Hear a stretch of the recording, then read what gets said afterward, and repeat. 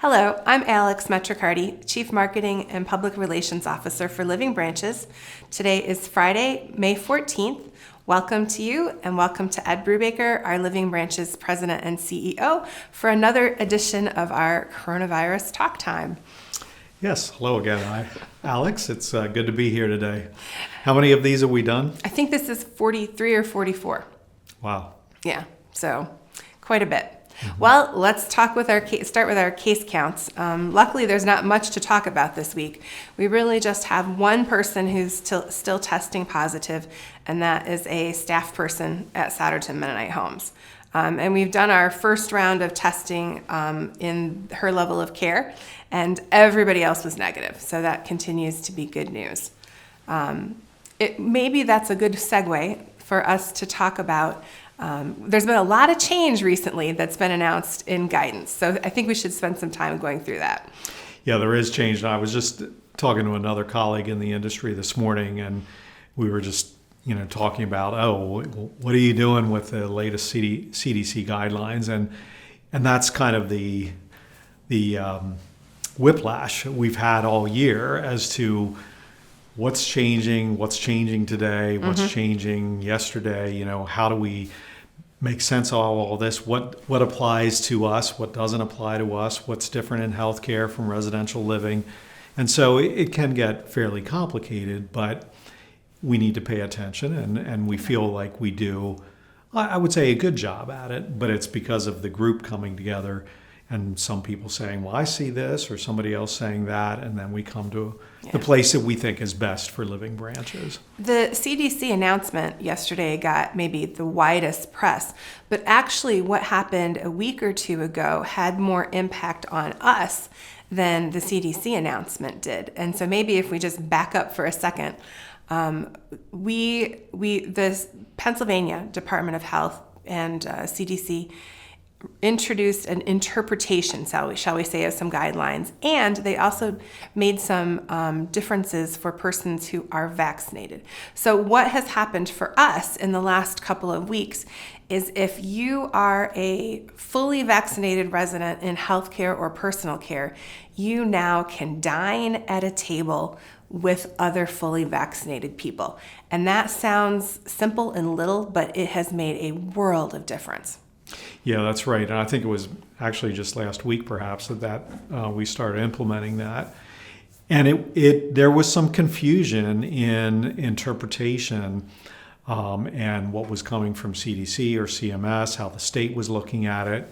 And so I would say that was one we pushed pretty hard against, and quickly, what we thought was too conservative of a viewpoint, because we felt it was so important, because it was around, who could be in the room at that period of time, and was it staff, was it residents, how did all this relate to each other? And so we were able to get a positive interpretation from that to allow that to happen. But I think even at Souderton, we had to backtrack on an email or communication that had already gone out. Yeah. So we needed to backtrack a little bit until we figured it out and worked out and kind of got sign off on it. But that was an example of the benefit of having multiple viewpoints in mind, because there were some people that were saying, well, I think it's this way, that let's say maybe that was a more conservative view, perhaps, of we need to still be not allowing this, and others that would have been saying, well, no, this looks like this could happen. And it ended up that we did go in the direction of, yes, this could happen, meaning vaccinated persons in healthcare and personal care could eat together. We still needed to segregate the people that weren't vaccinated. But those numbers are really very small, so we're not talking a lot of people in those levels of care. So that's a positive that we're able to do that. But, we did advocate for that, and part of the reason for the advocacy was saying, when you're 6 feet apart, it's hard enough for people that don't have any hearing issues, to make that work well. But if you introduce any kind of hearing issues or other things, it just becomes more challenging. And so, anyway, it was a good outcome, and it made such a difference. I know I was up at Souderton earlier this week, and the dining room just looks more attractive too, because it's regular dining tables and chairs instead of 6-foot long ones for the separation. So it makes such a difference. Our residents, this has been a long time. I mean, this is the first time they've been able to sit that close to each other dining literally since last March. It's a very long time. And so we're pleased to be at this place. And certainly the vaccination rates make a difference. The vaccination rates of our residents, the vaccination rates of our staff, the vaccine has made a difference in our ability to do these things. Yeah.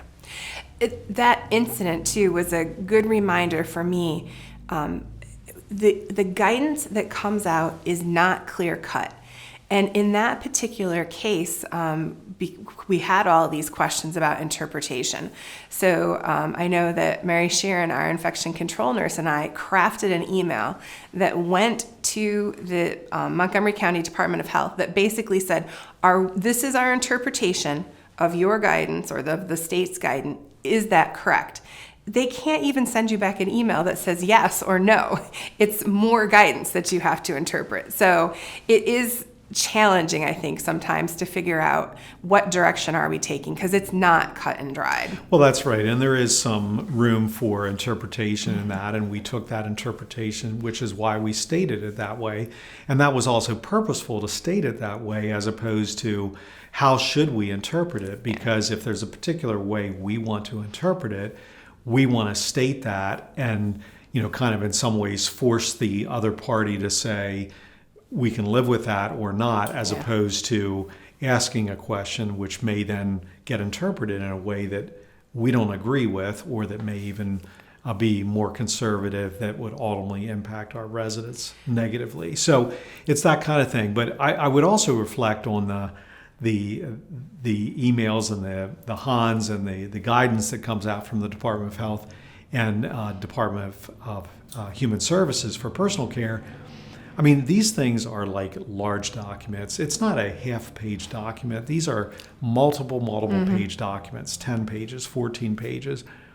And so from my perspective, it's also, maybe it's in the cutting them a break category. I've sent emails already, maybe 3 sentences or a paragraph, that I thought was crystal clear, okay?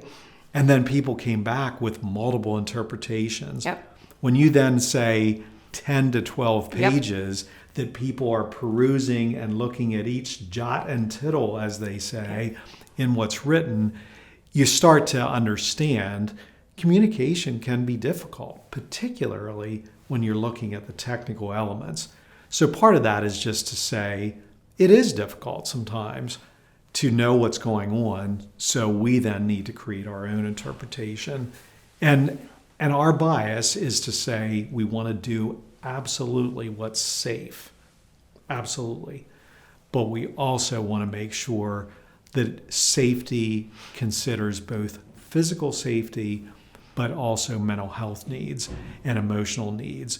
And so bringing them all together is just so critically important. And I've said this before on these videos, we've really focused on the physical needs. And I think later here in the pandemic, we're all realizing, including federal and state regulators, that the mental health needs and the emotional needs are really important too. Yeah. So it's really trying to find the right balance. Have we been perfect? Absolutely not. But I can say that is our goal, unequivocally. And we are here, in some sense, we are here to advocate for our residents. That's exactly that's right. always been our philosophy. That's right. As we're speaking, Souderton Healthcare is the only area in Living Branches right now that's considered yellow exposed, because that's where we have the one person who's testing positive right now. And it also might be worth mentioning to our viewers that there has been a change in the guidance interpretation from DOH that basically is now saying if a staff person or if a resident tests positive and has any time whatsoever with residents, that is considered an exposure. Before, they were going by a 15-minute rule. That seems to have gone by the wayside now. So it's in some ways they're loosening up all of these things, but they're tightening back up on this other end. Yeah, on the exposure end of things. And that is an interesting point too, because what happens is that reduction in time and that exposure, that's where we're probably going to have the issues where we need to shut down a particular area. So that has a big influence on us. And for us at Souderton, the heartbreaking thing was this. We were just opening up dining. We were just making up those. And when I say opening up, meaning that people could sit closer together, we had already opened it to being able to eat in the dining rooms before that. But having said that, the process was that we needed to shut down right before Mother's Day weekend. Yeah. And frankly, we both got the same email, a very, I would say, heartfelt and appropriate email from a family member kind of lamenting that here it is, 2 Mother's Days in a row, and they are exactly right. Yep. And so I didn't get it done yet, but I do want to advocate a little bit more on that with the county and potentially even the state to say, even as we're opening up things and loosening up things, we also still need to continue to trust the vaccine as well. Having said that, I'm sure part of the reason that they did that was because of the variants that are more easily transmissible. And I'm sure that's a piece of it, if not the sole reason. And so we need to understand that piece of it too. But it really did create a very unfortunate situation at Souderton. Yeah, it really did. And I suppose the other piece of information that came out, or the other change that came out, is we now have new guidance on who has to do weekly testing. Right. And so if you are a staff person who's fully vaccinated, you no longer have to do routine weekly testing. That's right. So I assume that they really are trying to make sure if anyone has symptoms, that they're getting that quickly and that there won't be a long exposure. Yeah, that's right. And that actually for our staff starts next Monday. Next week is when we're able to implement it. Because as you can imagine, there's technicalities you need to work through to make sure you're working that process right. So we needed some time to do that. But that will start next week. And I would say that's yet another reason to get vaccinated. Certainly keeping yourself healthy, keeping your loved ones healthy, keeping our residents healthy, keeping our community and country healthy. All those things are absolutely other critical and legitimate reasons for getting a vaccine. But this is yet another one, I would say, in the long list of things as to why we should get vaccinated. And we'll probably talk here in a minute or two about our vaccine rates and what we want to continue to do in that regard. Well, and maybe to finish up this topic, we should say then the information that came out yesterday was, I think I had 3 alerts on my phone that said, the CDC says get rid of your face masks. Well, it's not quite that simple for us. No, it's not quite that simple because the fine print said this does not apply to healthcare facilities, and personal care and healthcare, skilled nursing would be healthcare facilities. So, part of it is not so fast here. But also we are dealing with a population that is more susceptible to this disease, or has been. With the vaccination, it's really made that a lot better. And so we are seeing younger persons in the hospital today because of the vaccine rates. And I think there was also a statistic that I read that 99% of the people that are in the hospital now in the U.S. for COVID were not vaccinated. 99 point whatever percent. Yep. That's astounding. Yep. And I think, yet again, another reason, go out and get that shot, get that vaccine if you haven't done so already. Yeah. Well, I was working with Kathy Schott, our Chief Human Resources Officer, on some communication around vaccines, and just saying we've seen it make a huge difference on our campuses. And we were talking yesterday in our coronavirus response team meeting about where we are with our vaccination rates. So let's talk a little bit about that. Yeah, that's right. And we've been reporting a vaccination rate of about 74%. I think Kathy reported yesterday we're now about 75% when we say fully vaccinated, meaning through the second dose, if there was a second dose needed. So that's where we're at. Now, when we report Of those to the staff. state, yeah, I'm sorry, that's correct, of staff, because it's between 90 and 100% across facilities, and there are some facilities that are 100% for residents. But yeah, so we're in that range for staff, but that's overall because it gets too complicated to report all the details from different levels of care or different departments, et cetera, although we do have that data. With that in mind, though, when you look at that, when you report to the state, you're reporting for a particular area. So you're reporting for healthcare, so nurses or people that come from environmental services to work in healthcare. What we're finding is that those rates, when you factor that in, those rates in personal care and healthcare are actually lower than 75%. So we want to keep working at that, keep encouraging people, keep expecting people, keep pushing people to get the vaccine, particularly in healthcare and personal care. I believe it's our responsibility as staff. I would say one of the reasons we don't require it yet, it's because it's still under emergency use authorization, but that's being worked out, particularly with Pfizer, to change that. So those things may change in the future. But in the meantime, we want to educate and encourage and cajole and do whatever we need to do. I heard Governor Murphy of New Jersey say the other day, he said, if your parent is in a nursing home, you should ask the administrator, what is the level of percentage of vaccinated residents, or staff persons, I should say.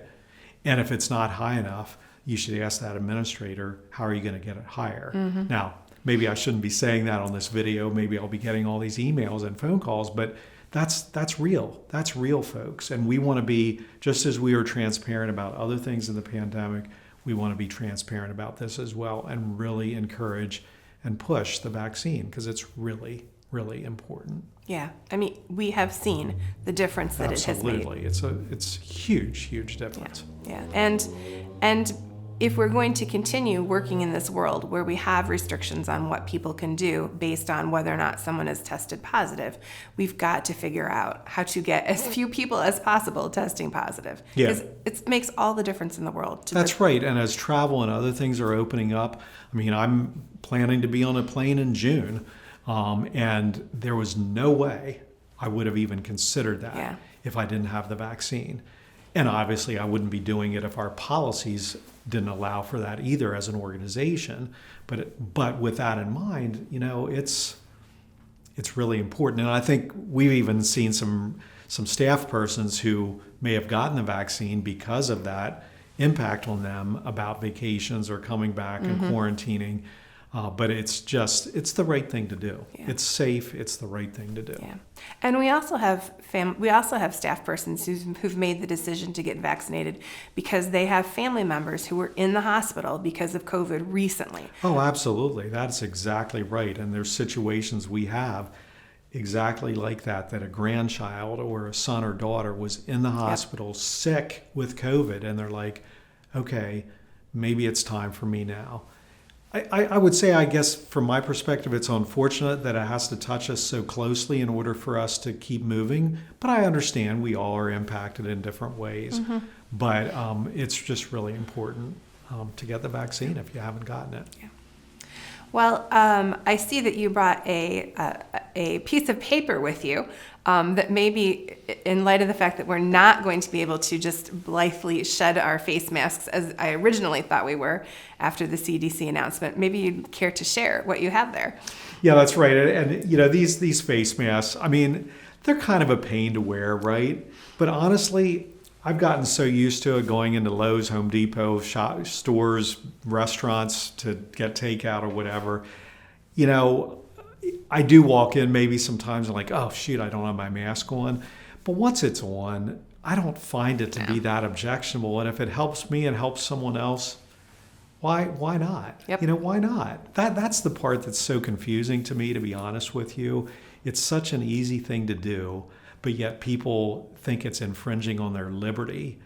I think our founding fathers would roll over at some of the things we do in the name of liberty when it's really about caring for each other and caring for ourselves. So that's my soapbox for the day. My joke of the day is My understanding is that if you have to wear glasses, meaning eyeglasses and a mask at the same time, that you may be entitled to condensation. Well, I will say that my son, who works temporarily in the dish room at Dock Woods, washing dishes, and wears glasses, certainly experiences a lot of condensation when he has both his glasses and mask on. That's right. So for all of you watchers, listeners out there who are watching this video who like puns, here's the pun of the week for you. That's a very good pun. So, well, thank you. Thank you to our viewers. And again, if you have questions, please feel free to send them to me at coronavirusquestions@livingbranches.org. Thank you.